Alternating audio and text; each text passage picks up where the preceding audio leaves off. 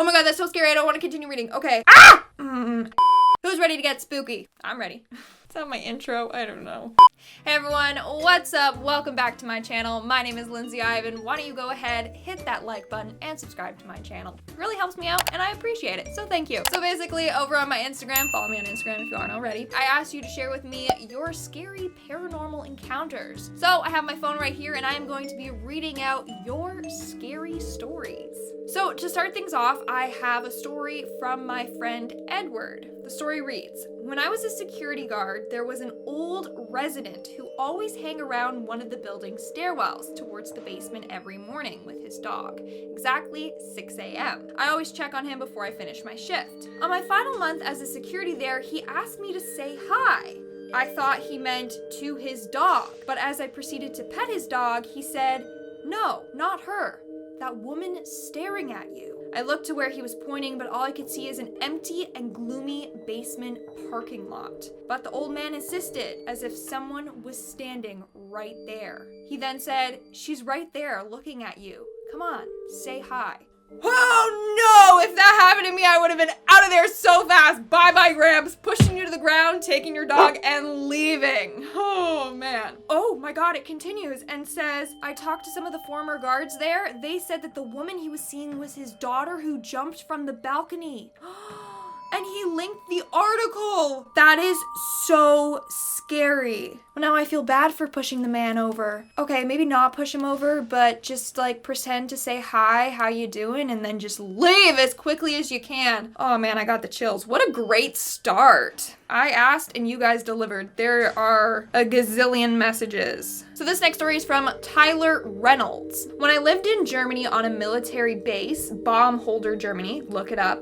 Once used it. Oh my god. My family would always have weird encounters. One time I remember getting up sometime between 1 to 3 a.m. to go to the bathroom and then get food. That's me every single night. Once I got out of my bathroom and walked to my kitchen, I looked into my living room and could see just the end of one of my couches. On the couch I saw my blanket with someone in it! Oh my god! I visibly saw like footprints, you know when you tuck your feet in the blanket? Oh, that's so creepy! Okay. At the time I thought my parents just got in an argument and my dad took my blanket to the living room to sleep. So I asked him about it the next day and he says he was in his room all night. Sure enough, I go to the living room and my blanket is still in the same spot on the couch, folded. Neither my mom nor my dad said it was them and they thought I was joking. First of all, that ghost is sleeping on your couch rent-free. Charge him. Are you kidding? But at least he folded up his blanket, you know, the next morning. But still, if he's gonna couch surf, he's gotta pay up, okay? The next story is from DeAndre Rhodes. Back in 2013, I was around 12 years old. My parents went to the grocery store while I was home alone. Like any other kid, Minecraft was the first thing that was on my mind. I played for an hour until I got bored, then I decided to get something out of the kitchen. As I walked towards the dining area of the house, I literally saw a tall black figure standing there beside the blue couch in the living room. I was only able to get a look at it for maybe a second before it disappeared. The house I lived in was built in the mid-1970s, and in the house my whole childhood I've seen ghosts. Oh my god, that's so scary. But this story...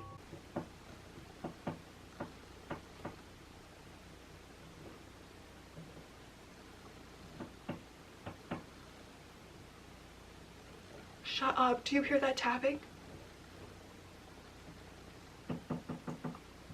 Oh my god, I'm not making this up. Do you hear that? Oh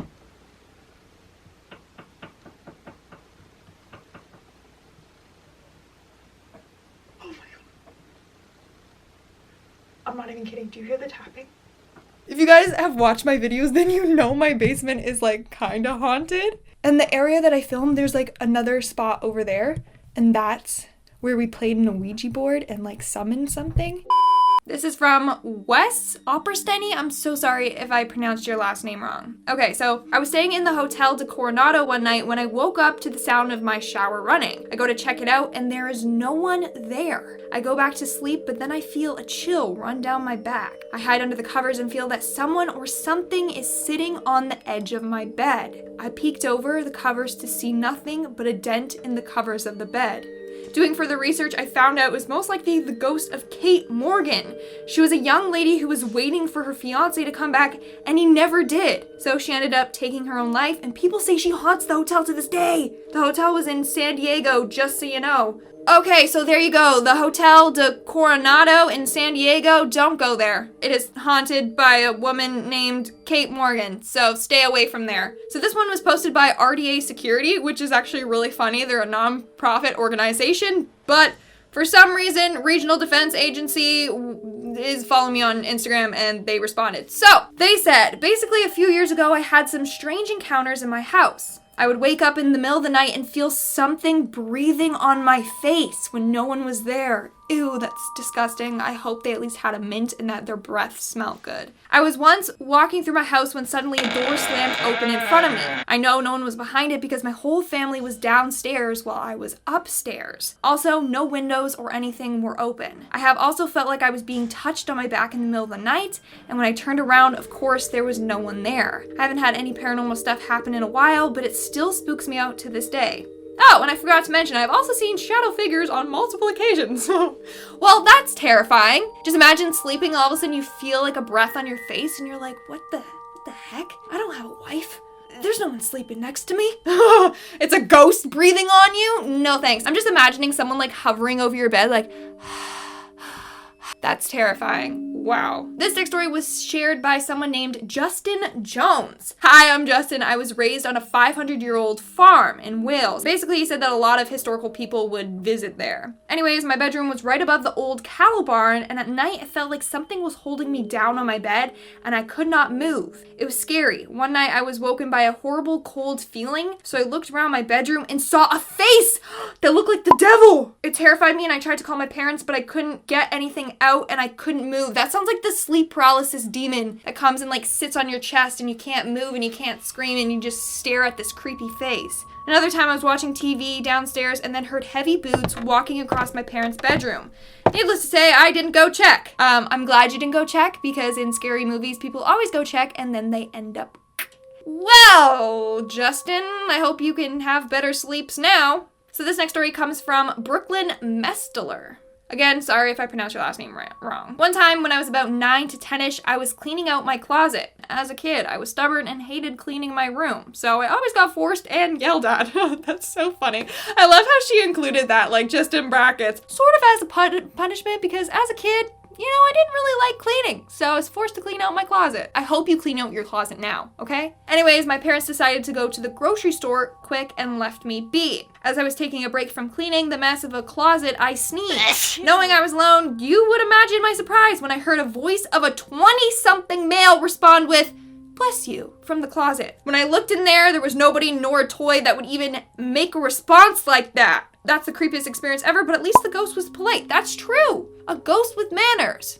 It was probably like, you know what, I'm not gonna haunt her because she's gotta clean this closet. It's a place that I like to haunt, you know, so she's gonna clean it for me, so I'll be polite to her. Still, that's terrifying. I would think that there's some like intruder in my house or something and then get the hell out of there. Okay, the next story comes from my friend Sonia. This girl is crazy. She's had a lot of creepy paranormal encounters. This is her story. So I moved to a new house in Mississauga and for a couple of months it was whatever. I always felt uneasy and felt this very heavy feeling whenever I was home, or even in Mississauga for that matter. I thought it was because I didn't want to live there, but Bro, there's a growl. Straight up, something just growled. I hope the mic picked it up. Oh my god. I thought it was because I didn't want to live there, but I found out the real reason why. Living hell started a couple months into living there. My family and I were getting ready for a wedding, and I was downstairs alone in the kitchen getting a glass of water. The rest of my family were upstairs. I felt immediately uneasy and felt like someone was watching me. There's a swinging glass door behind me that leads to the dining room, and that goes to the front of the house. I heard it creak open, and I felt the hairs stick up on the back of my neck, and I wanted to throw up. I heard heavy footsteps, and in the most sinister, deep voice, I heard a man clearly say, "Hi." That was my attempt at doing a deep, sinister voice, and it failed. I'm so sorry. I dropped my glass of water and bolted straight to the front of the stairs. I heard heavy footsteps pounding behind me. I screamed and pulled myself from the stairs railing and ran to my mom, telling her what happened. I felt like someone was trying to drag me back down the stairs when I was running up the stairs. Lord. And then she says, I have more stories from that house and it gets crazier. I know you just moved there, honey, but you gotta move out. That is crazy. Like, who is this man? You gotta do some research to see if somebody, like, you know, on the lot or anything. Oh, that's creepy. And then we have a story from my friend Shenley. For my second year of university, a previous floor mate, myself, and my boyfriend moved into a townhouse that my brother, 4 years ahead of me and now graduating, was leaving. It was a nice place. The main floor had the kitchen and living room. Our bedroom was in the basement and my friend lived upstairs. We were in similar majors, so some of our classes tended to overlap. One of these times, it was my friend and my boyfriend in the same evening class from 5:30 to 8:30, so I was at home alone. It was getting near to winter, so it was already dark around the time they left. I was in the living room doing some work, so I only had the living room lights and kitchen lights on. The front hall and stairs to the second floor were dark, and so were the stairs to the basement. I didn't like to work with music on, so it was really quiet in the house. Then out of nowhere, I heard what sounded like someone giving a short, rough cough from what seemed to be like the top of the stairs to the second floor. I froze and listened for the next couple minutes, thinking I misheard some plumbing sounds, but nothing more happened. Then around 10 to 15 minutes later, it happened again. But now it sounded like the sound was coming from the front hallway. My boyfriend and friend wouldn't be home for the next hour or so, and I was terrified to go check in case someone had climbed in through one of the upstairs windows, so I hid in between the sofa and the wall and didn't move for the next 30 minutes. Wow. When I didn't hear anything more, I finally got the courage to go check, and no one was there. My friend said she heard a sound like that before, but after that night, I never heard it again. Maybe that's why your brother was moving out of that place and was like, hey, sister, yeah, sure, you can take this place off of my hands. Go ahead, because it's haunted. No, but seriously, that's pretty creepy. Okay, this one comes from Amber McCarthy. She said, my dad, who wasn't a believer in anything remotely paranormal, may I add, is really into his fishing and would fish according to the tides. So this means he could be leaving to fish in the early hours of the morning. On this particular time, him and his friend were driving back at around 4 in the morning through the little country roads near to an old castle called Barry Pomeroy, located in Devon. This castle was home to the Seymour family and many others. It's engulfed in history. As they were on their way home, they came to what seemed like a pocket of mist. But the strange thing was that this pocket of mist was the perfect formation of a woman with her back to the car. Whew. My dad, being the passenger, braced himself for impact as he knew they were about to hit the lady. As my dad did this, his friend hit the brake and the lady turned. Oh my god, that's so scary. I don't want to continue reading. Okay. Ah!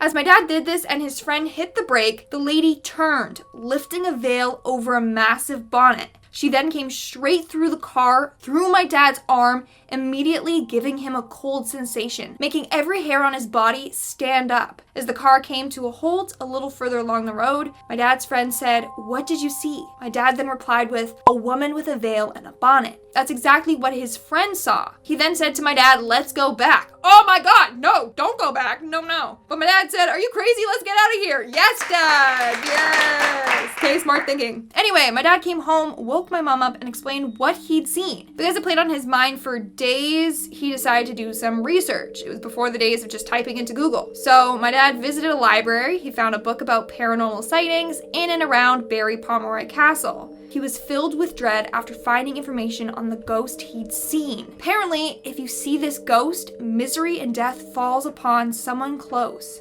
Oh, my dad has never returned to this village and definitely won't go to the castle. Yeah, that's pretty scary. I hope no death came to anyone that is close to him, because that's terrifying and also sad. Not a nice lady. No, your dad was just trying to go fishing, have a good old time, and the woman was just like,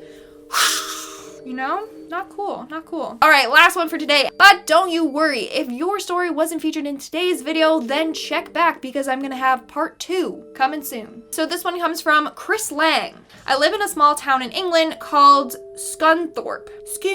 I'll just say it with an accent and then it sounds better. During the late 90s, early 2000s, when I was around 10 years old, I'll drop the accent. Me and my friends would travel to a town center for a day, hanging out, going to the cinema, etc. The good good old days before COVID. There was a guy who worked in the convenience store in the town center. He was nice and polite, but always seemed a little too friendly, especially when we were with female friends. Yeah, he sounds a little creepy. Back in those days, the awareness wasn't there about stranger danger. After creepy moments here and there, nothing really happened in the end. It was just some creepy guy from our childhood. Then it turns out this guy is Ian Huntley, one of the most infamous killers in UK history. Oh my god. Oh, that's so scary. He would, kill people in the nearby town, and he was called the Soham Killer. Well, Chris, I'm just glad that you made it out alive as a kid, because he would target young people. I don't even know what to think. You encountered a real-life killer. That's crazy. And on that note, we're gonna end the video. I'm still hearing these damn, I'm gonna investigate after. Alright guys, that's all for today's video. If you like this video, make sure to give it a big thumbs up, comment something down below, and subscribe to my channel. Also, stick around for some bloopers. With that being said, I'll see you when I see ya. Somebody in my DMs, ayo, you got Snap? Yeah, I do, right here. For this story... Shut up, do you hear that tapping? Do I look like I'm 3? Yes.